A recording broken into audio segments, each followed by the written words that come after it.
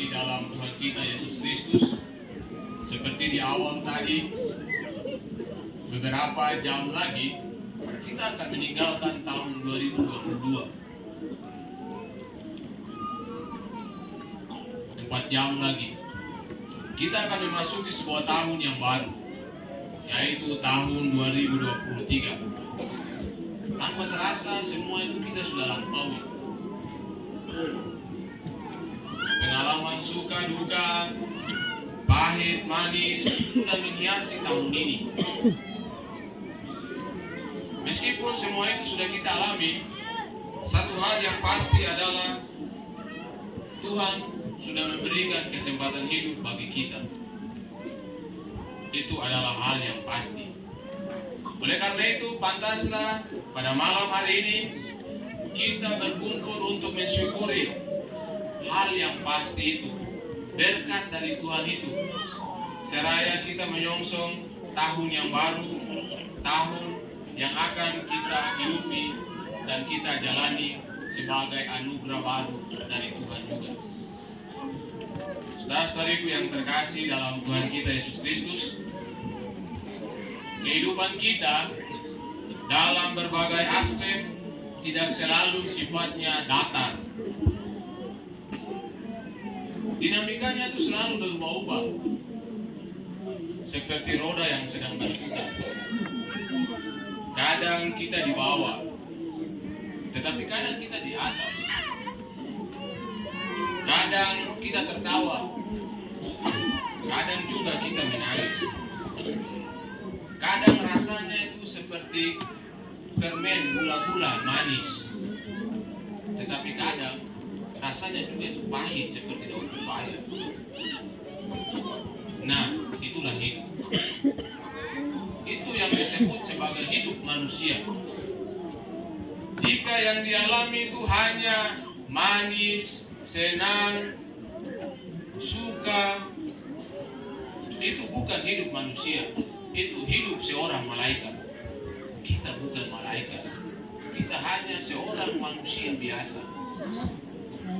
Nah, jika manusia mampu mengelola semua dinamika hidup itu, susah, senang, suka, duka, dan seterusnya, maka itu akan mendatangkan rahmat untuk dia. Rahmatnya itu apa? Orang itu akan menjadi orang yang kuat, orang yang tegar. Dalam segala situasi apapun dia bisa hidup. Coba kamu bayangkan, orang yang hidupnya itu penuh dengan tertawa saja. Ketika sesuatu yang susah datang, dia bingung. Cara menghadapinya seperti apa, dia tidak tahu. Segala dinamika hidup yang sudah kita alami, baik suka maupun duka, manis dan pahit, semua itu diharapkan kita melaluinya semua. Karena apa? Akan mendatangkan rahmat untuk kita. Rahmatnya apa? Membuat kita menjadi pribadi-pribadi yang kuat.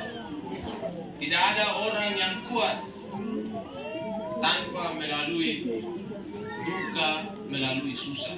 Semua yang dia alami menjadi orang yang besar, menjadi orang yang sukacita, itu jika semua hal yang susah itu dia sudah alami. Saudara-saudariku yang terkasih, malam ini kita bersyukur untuk seluruh pengalaman itu. Jangan bersyukur hanya pengalaman senang saja.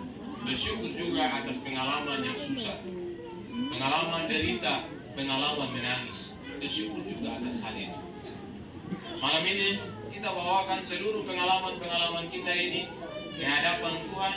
Kita mengucapkan syukur karena Tuhan dengan caranya seperti itu sedang membentuk kita menjadi orang-orang yang jauh lebih kuat. Tahun depan saya menjadi orang yang lebih kuat karena pengalaman-pengalaman sebelumnya. Semakin kita memiliki umur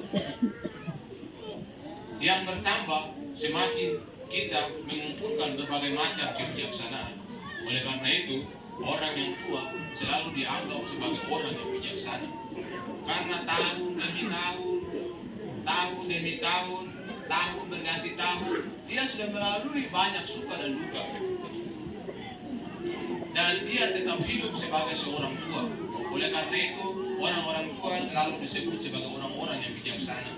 Nasihat selalu kita minta dari mereka, karena mereka bukan orang yang punya pengetahuan banyak, tetapi mereka punya pengalaman yang banyak. Itulah hidup saudara-saudara. Mari kita merefleksikan hidup kita seraya membangun rencana-rencana yang baik di tahun depan, agar banyak hal baik yang kita lakukan di tahun yang akan datang.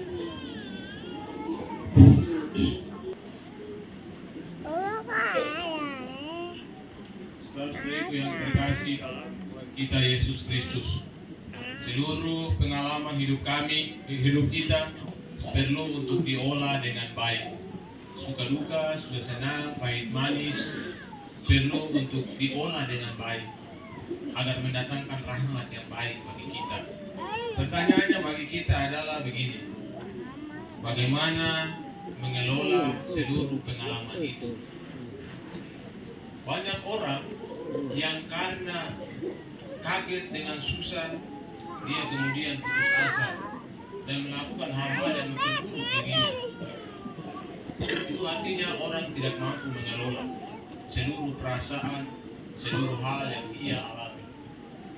Saudara-saudariku yang terkasih, tentang hal itu Rasul Yohanes di dalam suratnya secara tidak langsung menyampaikannya kepada kita melalui ajarannya tentang antikristus. Setiap akhir tahun saya selalu berkhotbah tentang antikristus. Kurang lebih 3 tahun, sudah 3 tahun berturut-turut. Di akhir tahun saya selalu berkhotbah tentang antikristus. Antikristus itu sangat familiar dan akrab di telinga kita. Istilah antikristus itu sangat familiar sebenarnya, sangat akrab kita dengar. Di kalangan kita biasanya orang menafsirkan antikristus berdasarkan apa yang dia pahami. Istilah antikristus itu sebagai sesuatu yang baru yang belum pernah dialami tanpa tahu menahu maksud dan tujuannya.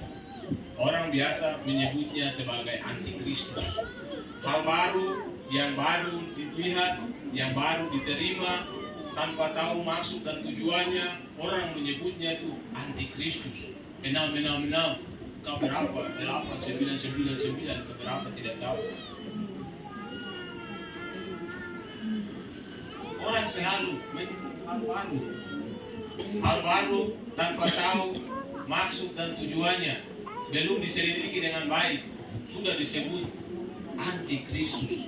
KTP lah, macam-macam, itu antikristus. Kau tahu apa itu KTP? Nah, istilah antikristus seperti itu artinya sangat sempit. Padahal kita belum tahu sesuatu yang baru itu apakah mendatangkan hal yang baik, mendatangkan damai sejahtera atau tidak, kita belum tahu. Kita langsung mencapnya antikristus. Selidiki dengan baik dulu, baru kamu mengatakan itu antikristus. Orang dengan mudah menyebut sesuatu yang baru sebagai antikristus. Besok-besok lagi helikopter turun ke sini, kamu bilang itu antikristus lagi karena barang baru. Kalau kereta api masuk di sini, antikristus ada lewat.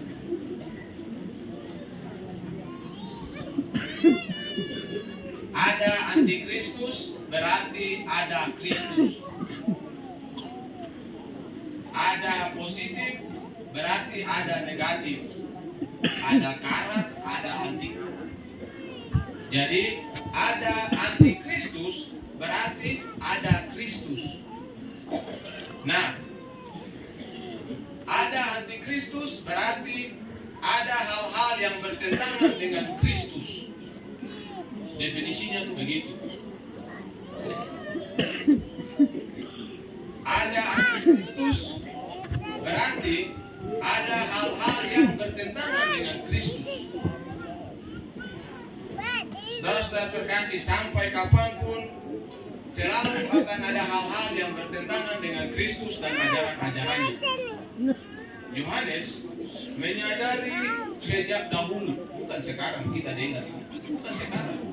Santo Yohanes sejak dahulu kala, ketika dia ada di Pulau Patmos, beliau sudah menyadari bahwa jika ada Kristus, maka ada antikristus.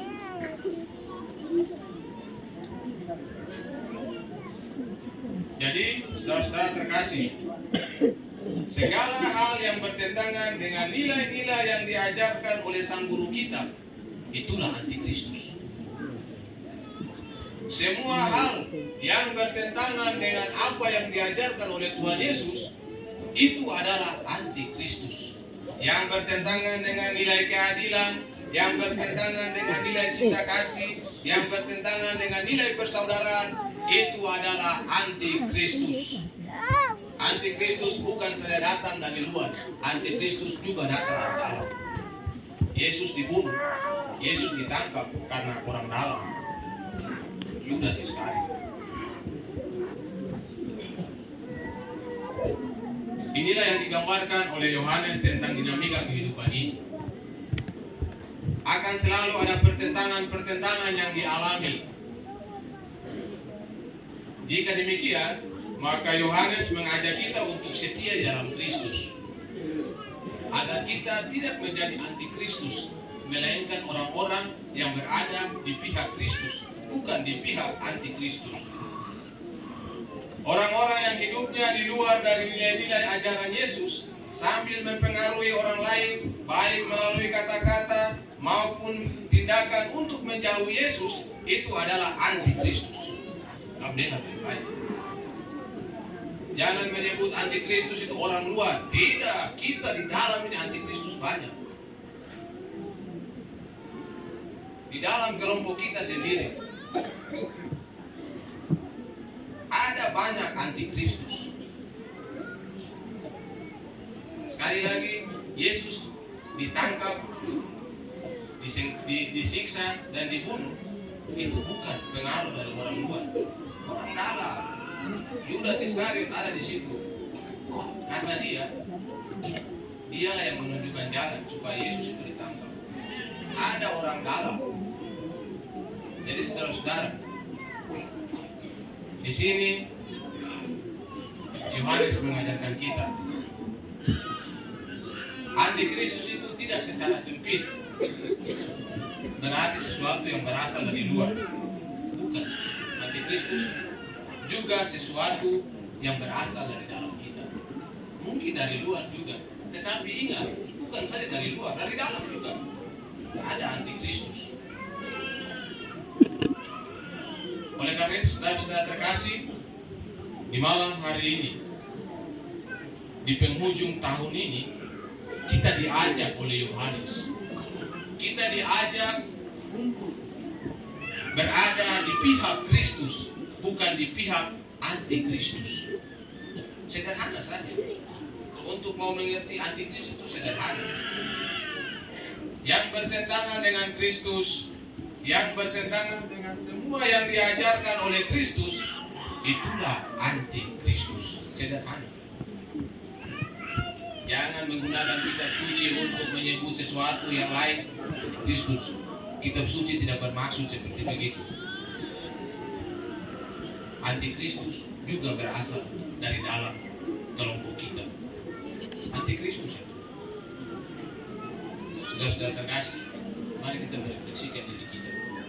Sejauh mana saya sebagai pengikut Kristus menaati perintah-perintah, menghayati nilai-nilai yang diajarkan oleh Yesus. Sudah sejauh mana? Apakah kita menghindari keadilan? Apakah kita menghilangkan persaudaraan? Apakah cinta kasih dibuang ke kali alam? Ataukah seperti apa? Silakan lihat diri sendiri sambil merefleksikan diri kita.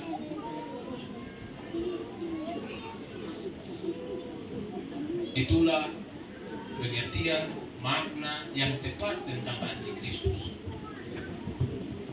Saudara-saudariku yang terkasih, dunia yang penuh dengan damai ini akan segera berakhir Ketika nilai-nilai yang diajarkan oleh Tuhan Yesus hilang lenyap oleh karena komunitas-komunitas Kristen, kehilangan pegangan karena pengaruh dari orang-orang yang hidupnya bertentangan dengan nilai-nilai yang diajarkan oleh Tuhan Yesus.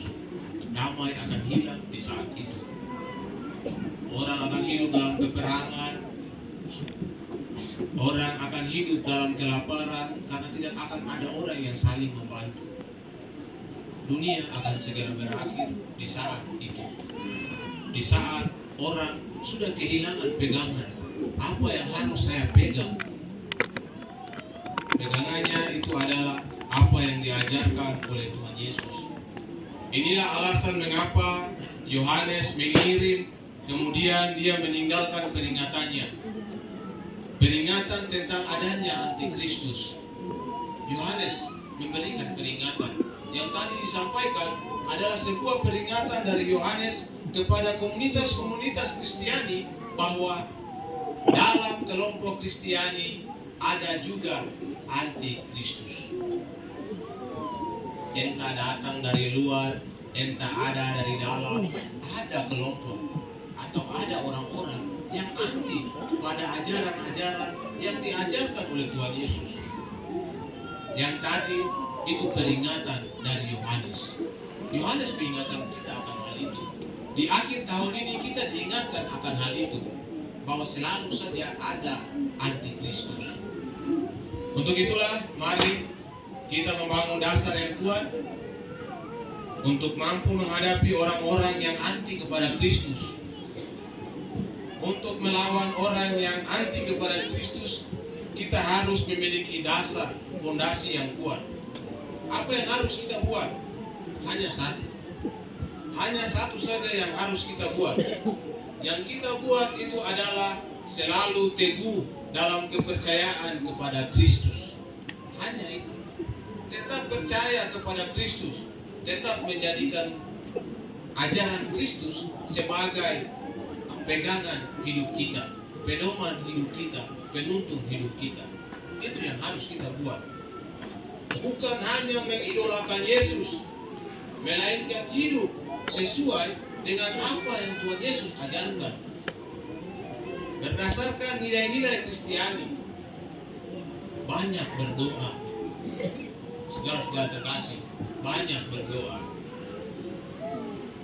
Banyak berdoa agar kita dekat dengan Tuhan, sehingga kita tahu apa yang harus kita buat ketika berhadapan dengan nilai-nilai dan masyarakat yang bertentangan dengan nilai-nilai Kristiani.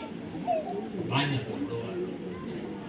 Di Kombas, saya turun ke Kombas, kami sama-sama umat sembahyang di Kombas. Saya selalu bilang begini, berdoa itu sama dengan dugi. Jasmani kita membutuhkan dugi, dan rohani kita membutuhkan doa. Kalau kita tidak makan dugi, tubuh kita ini akan mati. Dan kalau kita tidak doa, rohani kita akan mati. Ingat, kita semua ini akan mati. Dan tubuh kita yang besar, kecil, berotot, cantik, tampan, dan sebagainya akan rusak dimakan cacing. Ingat itu. Mau gaya seperti apa, mau seperti pemain bola yang ganteng atau model yang cantik, mau mati, nanti jadi tanah. Cacing yang makan, kita punya tubuh kecil-kecil, cacing makan sampai 3 tulang. Tidak percaya, cek di kuburan itu, di dalam bed itu 3 tulang saja. Yang tampan-tampan hilang semua, yang cantik-cantik itu hilang semua. Yang dibangkitkan adalah roh kita. Roh kita itulah yang dibangkitkan. Roh kita itu yang dibangkitkan. Kasih makan roh itu dengan baik. Jangan sampai roh itu lapar dan roh itu mati sendiri. Kasih makan dengan baik. Berdoa banyak. Banyak berdoa. Kasih makan dia. Supaya roh itu gemuk. Bukan menghadap Tuhan itu kurus kecil. Kayak busung lapar. Kasih makan banyak-banyak. Dengan doa. Supaya dia menghadap Tuhan itu dalam keadaan gemuk roh itu. Roh kita itu yang akan dibangkitkan, bukan tubuh kita. Jadi saudara-saudara terkasih, di akhir tahun ini tidak banyak yang saya minta untuk kita buat sama-sama. Selain kita banyak berdoa, berdoa banyak-banyak. Berdoa itu tidak berat. Duduk, ucap terima kasih di hadapan Tuhan, tidak susah. Berdoa itu tidak sama seperti kau minum kayu bakar dari gunung sana turun. Tidak berat. Duduk sembahyang. Sisihkan waktu setiap hari untuk menyebut nama Tuhan. Jangan sebut Tuhan punya nama hanya ketika kau berada dalam bencana. Tuhan tidak akan bantu kau. Tuhan akan bilang begini, manusia ini datang susah baru datang sebut-sebut nama. Baru selama dia senang-senang itu, dia Tuhan itu macam barang apa kan? Jangan Tuhan dicari di saat susah. Saat senang juga kau datang ucap syukur kepada Tuhan. Ingat berdoa. Saudara-saudara terkasih, sangat baik di akhir tahun ini bacaan tentang antikristus kita dengar bersama-sama. Tahun yang baru akan datang. Berapa jam lagi tahun yang baru akan datang? Orang akan tembak kembang api, orang akan gas-gas motor, orang akan semua di jam 12. Orang senang. Tapi kamu ingat, di depan sana ada hal baik dan buruk akan tunggu kita. Pertanyaannya bagi kita adalah, apakah kita siap untuk menghadapinya atau tidak? Kita tidak tahu tahun depan ini kita mati atau hidup. Kita tidak tahu. Apakah saya mati tahun depan ataukah saya tetap hidup? Kita tidak tahu semua. Yang pasti yang harus kita buat adalah kita siapkan diri dengan baik. Siapkan diri sebaik mungkin, banyak berdoa supaya ketika sesuatu yang buruk sekalipun terjadi pada kita, kita sudah siap untuk menghadapinya. Itu yang harus kita buat. Banyak orang tua-tua yang tahun lalu duduk sama-sama dengan kita di sini. Banyak yang sudah pergi tahun ini. Dan kita tidak tahu tahun depan.